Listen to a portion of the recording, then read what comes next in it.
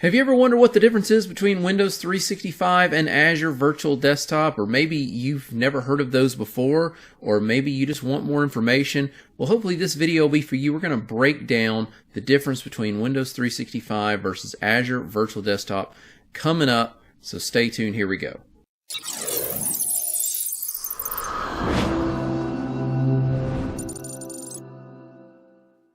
Now, before we get too deep into it, I hope you'll give me a like and a subscribe. I'm trying really hard to grow this channel, and only a very, very small percentage of you that watch the channel are actually subscribed.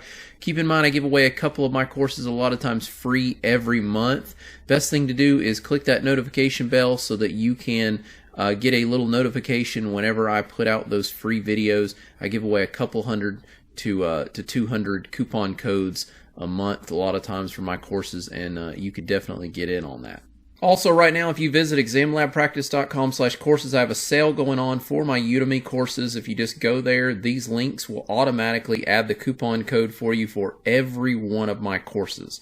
So, hope you'll check that out as well, examlabpractice.com/courses. All right, let's jump into the material. I'd like to now discuss a couple of offerings that Microsoft has for users that would like the ability to essentially get access to a Windows machine that's hosted in the cloud. Now, the first feature that we have available to us that we can use in the Azure environment is called Windows 365. And here I am on portal.azure.com. If I just do a search for Windows 365, you'll see I have an option right here. It says Windows 365. I can click on that, and this is something I can set up. I can configure a deployment plan and all that. But what is it? That's really what the point I'm trying to get across here. So what is it? Microsoft basically offers this as an option for users that want to basically host their Windows operating system in the cloud, okay?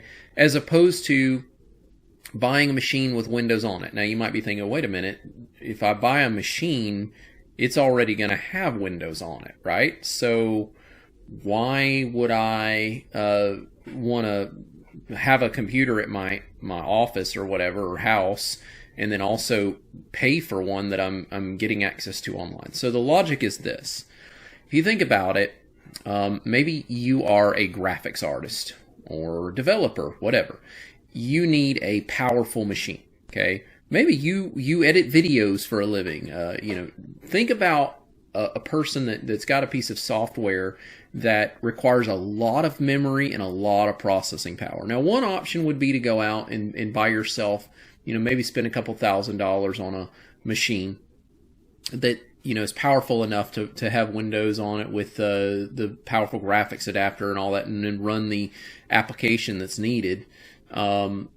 And then that would be great, and that's fine. You could do that. That's an option. A company could do that, obviously. Now, another option is you could have a lesser powered machine, like what we call a thin client. Okay, and if you're not familiar with that concept of thin client, these are almost like little mini computers. They don't have really powerful processors in it or any of that.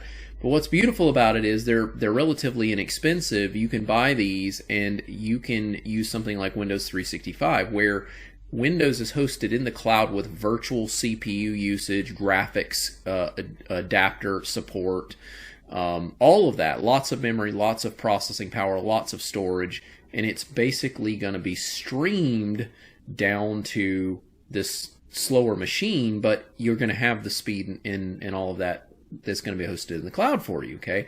The other thing is Microsoft handles all the security updates and all of that fun stuff as well.